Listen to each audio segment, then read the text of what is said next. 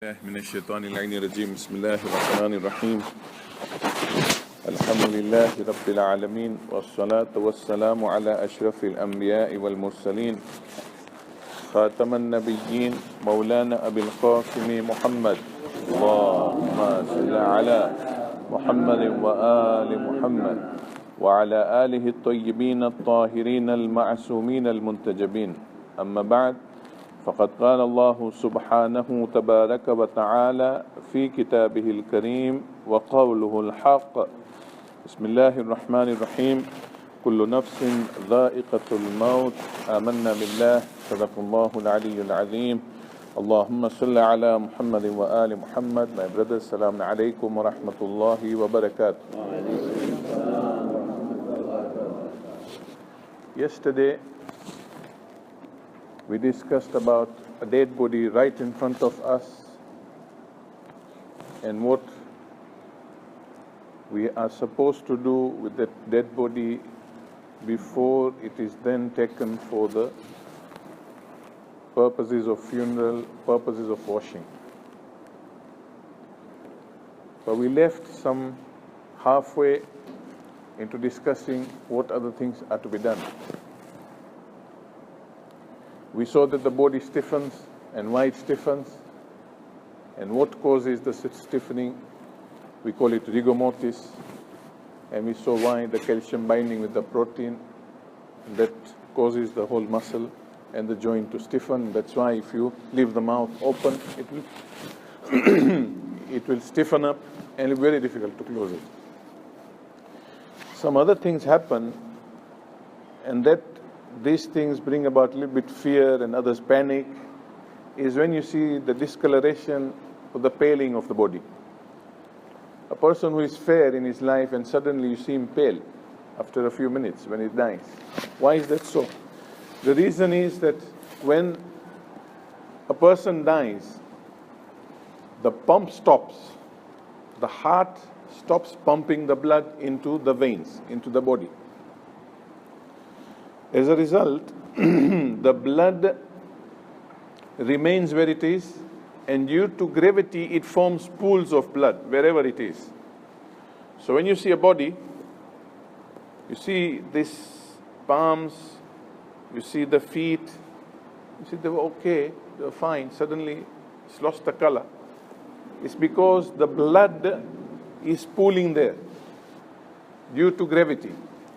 And after 2 to 3 hours, if you turn the body, you will see the back and you will see the leg, you will see it is much paler behind, much darker behind, because all the blood has settled down.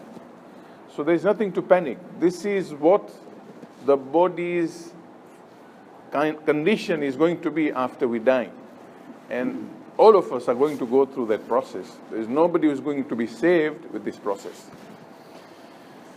Some few things that we could not finish yesterday when you are handling the dead body is that as you are stretching his legs and his arms, his fingers, sometimes due to the process of dying, and I'm saying the process of dying because many of us, or a few of us, are not going to die easy, and it's going to be a little bit tough for us to go through that process. So probably we have our hands in a fisted condition or position.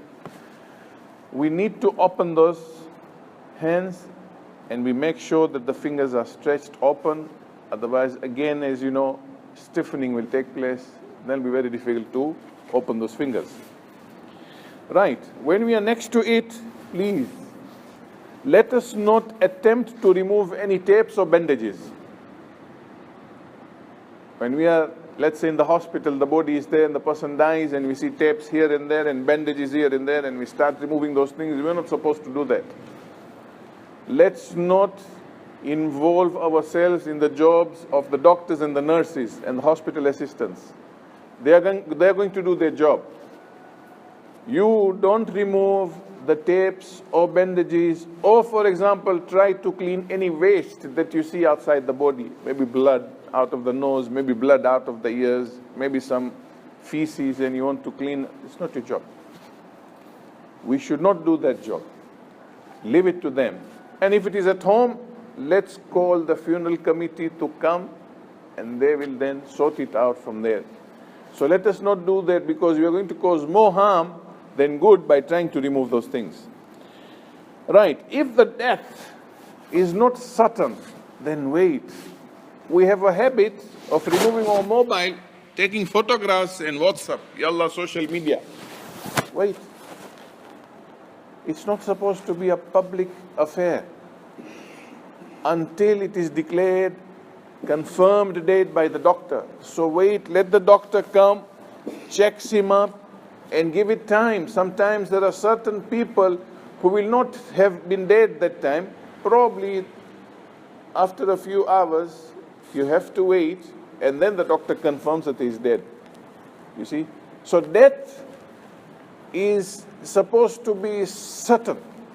Not that somebody is not breathing, he's brain dead, or probably his, his body is now stiff, but probably he's alive. And the doctor will say, okay, we can try and resuscitate him. Give it time. Don't start using your mobile, phota bota pari, ne akhi dunya moklavi de ki aa manas gyo. An hour later, 2 hours later, he is also using WhatsApp and say, Baba, are you? If she's a pregnant woman, and the child is alive inside the body, then every effort must be done. It has to be cut on the left-hand side, remove the baby, seal it, ensure whatever efforts are made, whatever costs are involved, remove that baby alive, and then bury the mother. Whatever to be done with the body, we will discuss, inshallah, in the future lessons or future sessions. Make sure when you're there, do not place any heavy items on the body. Sometimes when the body is getting, when it was, violent at the time of death, and then you start placing some heavy items on the pillow and on the stomach. You're not supposed to do that. Leave it free. Don't force anything on the body. In fact, be very, very gentle with the body, because after it is dead also, remember one thing, the soul has not disappeared. The soul is just there. Mayat ane soul, ruh, tyaj che.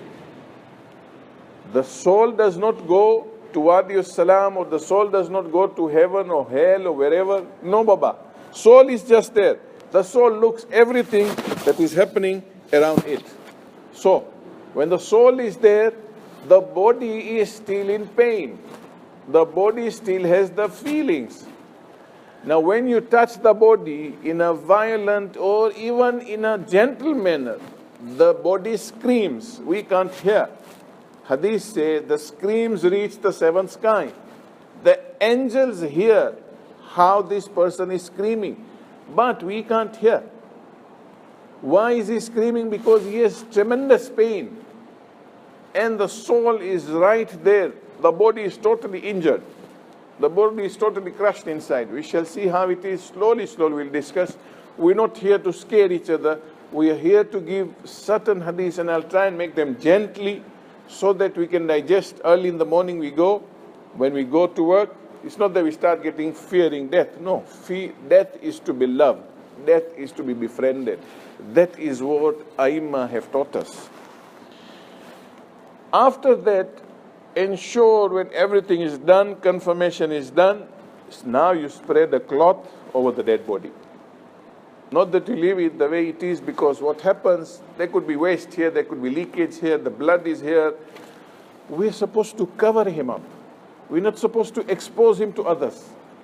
Anybody who comes to see now, he should not see all these things, because there's too much stuff around him. Sometimes it stinks, sometimes it's dirty. There's so many things that have happened in that body. It's a whole process in those few moments. Cover the body. Don't leave it open for people to see and observe and go home with arm tune and arm tune. Any pachare arm hatu, any agar arm hatu, any moda par arm hatu. Na baba. Mayat ne muki diyo tame. After that, have tame phone karo bada mominin ne ki aa manas hailo gyo. This person is now dead. Now we come and carry the body and do whatever is to be done after the body is taken to the Ghusl Khana. At the same time, if the room is dark or it is at night, it is mustahab to light up that area. Don't leave the dead body in the dark. So light up that area, and if it is daytime, you light up the room. Okay? And finally, ensure that you don't leave the dead body alone. Sit with it, recite Quran, recite du'as. Not that now it's gone, now you're busy calling people and nobody's there. Or it is makruh to keep women alone next to the body. Remove the women, because women become emotional when they are next to the dead body. Okay? So get the women out. You ensure that if the women are there, then they should not be alone. There should be some gents there who can control the situation, and let them recite surahs of the Quran and Fatiha and any other dua that they can recite. Do not start chattering and talking or crying next to the dead body. Do it outside, not there. આમ થયું ને આમ થયું, બેઠો પછી સૂઈ ગયો, પછી એને આમ થઈ ગયું, પછી ઓલું આમ થઈ ગયું, પછી એનું મોઢું આમ બ્લોક થઈ ગયું ને આમ મરી ગયો. Papa, this is not supposed to be discussed there. Okay? That person, his soul is still there. He can still hear. He can still see. Whatever fun you're making of him, whatever stories you're making of him, he's still aware of everything. Sallu ala Muhammad wa ali Muhammad. Allahumma salli ala Muhammadin wa ali Muhammad. Surah al-Mubarakah al-Fatiha. Bismillah.